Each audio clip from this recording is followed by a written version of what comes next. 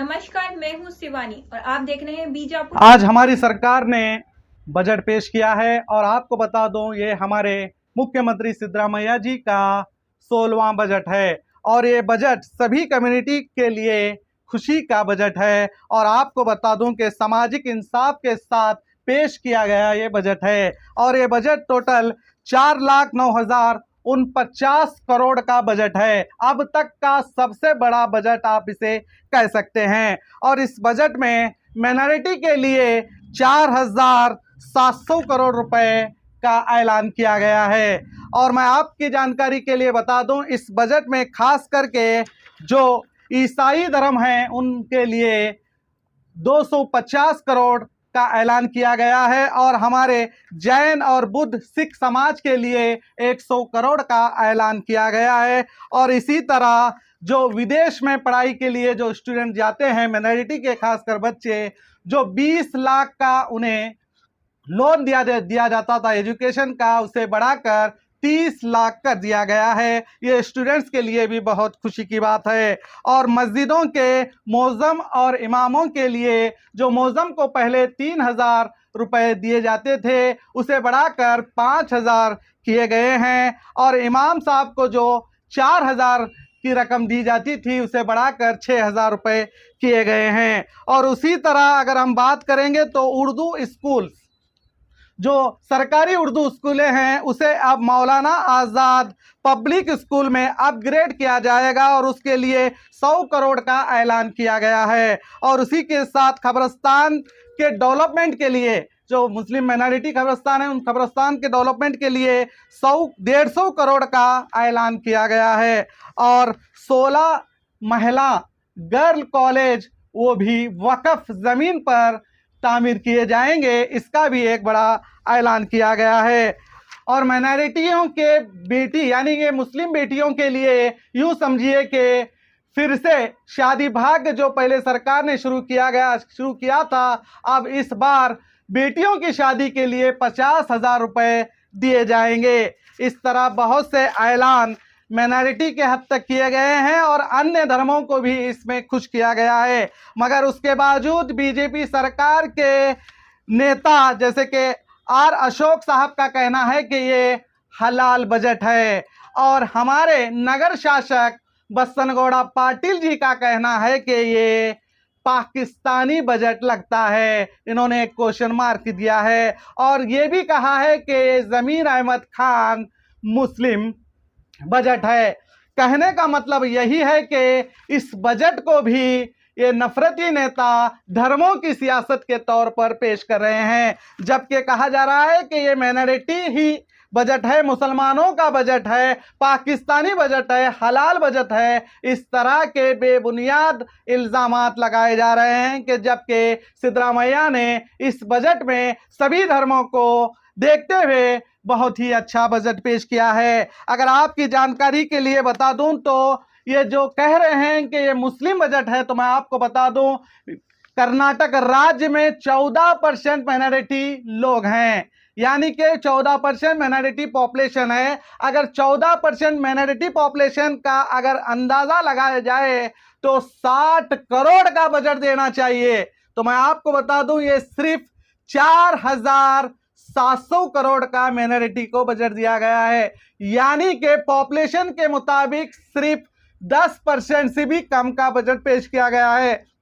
मगर ये नेता जो धर्म की सियासत करते हैं, धर्मों को बांटने की सियासत करते हैं, इस अच्छे बजट को, इस सभी को एकता यानी कि हर मजहब को एक तरह का देखते हुए सभी को सही बजट पेश करने के बावजूद भी सिद्धरामैया सरकार पर मुस्लिम बजट कहकर ये बेबुनियाद इल्ज़ाम लगा रहे हैं। और आपको ये भी बता दूं कि मैं 4,700 करोड़ जो माइनॉरिटी बजट पेश किया गया है ये सिर्फ मुसलमानों के लिए नहीं है। माइनॉरिटी में ईसाई आते हैं जिनके लिए 250 करोड़ का बजट पेश किया गया है, और हमारे जैन भाई आते हैं, सिख भाई आते हैं, फारसी आते हैं, इन सभी को देखते हुए उन्हें भी 100 करोड़ का बजट दिया गया है। यानी कई लोगों का मानना है कि माइनॉरिटी मुस्लिम है, तो मैं आपको बता दूं माइनॉरिटी सिर्फ मुसलमान नहीं है। कर्नाटक के राज्य की बात करें तो माइनॉरिटी में 6 मजहब आते हैं, जैसे कि मैंने आपको बताया, मुस्लिम है, क्रिश्चियंस हैं, जैन है, फारसी है, बुद्ध हैं।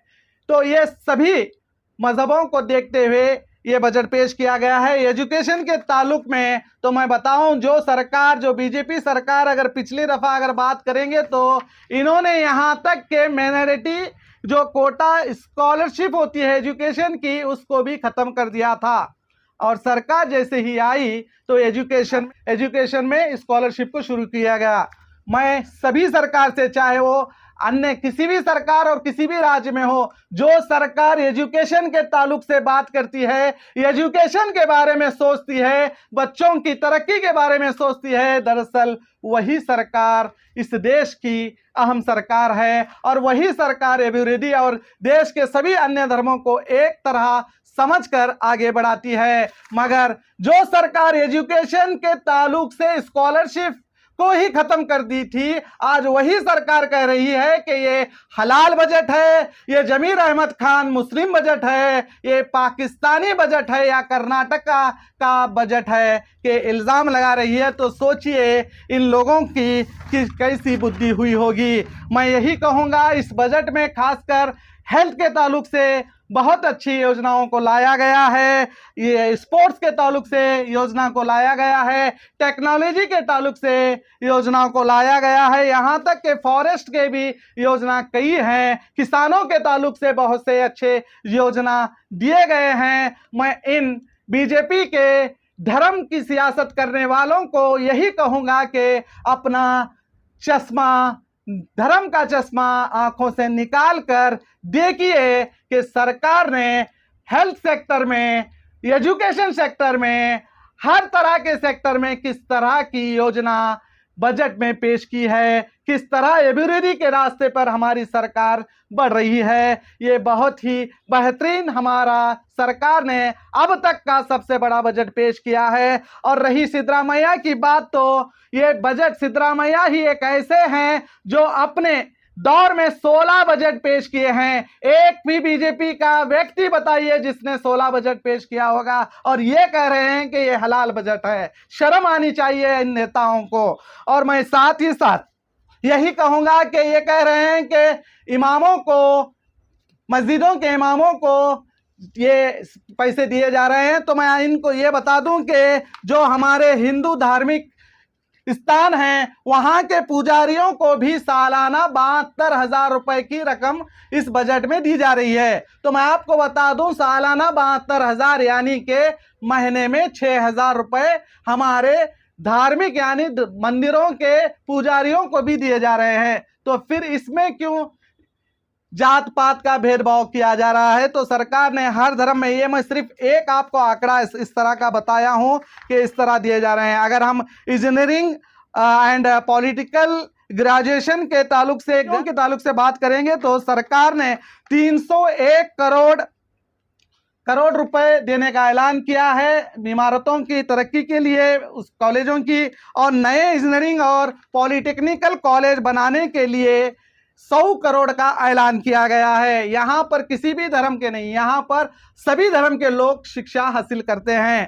तो ये एक बहुत ही बड़ा ऐतिहासिक बजट है हमारे सरकार का। मैं एज अ बीजापुर जिला माइनॉरिटी अध्यक्ष होने के नाते इस बजट का स्वागत करता हूं। मैं सभी धर्मों को इस बजट में एकता का दर्जा दिया गया है। मैं अगर हर धर्मों में किस तरह से बजट को पेश किया गया है, उन्हें किस तरह से उनके एजुकेशन से ताल्लुक हो या हेल्थ के ताल्लुक से हो या कृषि के ताल्लुक से हो या अन्य किसी भी ताल्लुक से हो, समाजी और उनकी तरक्की के ताल्लुक से हो, तो हर तरह से बजट में अच्छाई पेश की गई है।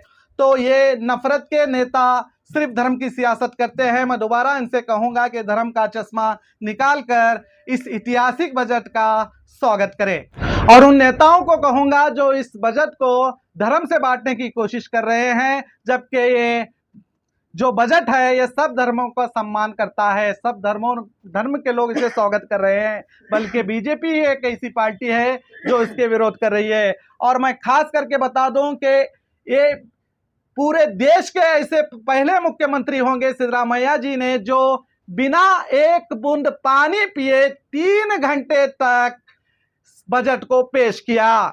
जरा बताइए, 16वां बजट और वो भी 3 घंटे तक रुके ठहर कर बिना एक बूंद पानी पिए कहते हैं, और सब मजहबों को एक तरह इस बजट में सबको एकता के साथ हर धर्म का सम्मान करते हुए सबको बजट सही तरीके से पेश किया गया है। और उस बजट को ये नफरती नेता धर्म का चोला उड़ा रहे हैं, तो मैं फिर से कहूंगा कि इन लोगों को शर्म आनी चाहिए।